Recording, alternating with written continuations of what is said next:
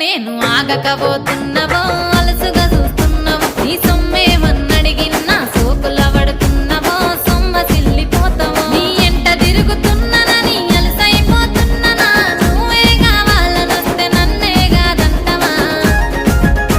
ఓ పిల్లగా పిల్లగా యహో పిల్లగా ఎంకటేశు చూడకపోతుంటవో కానకపోతుంటవో నా పిల్లగా ఎంకటేశు చూడకపోతుంటవో కానకపోతుంటవో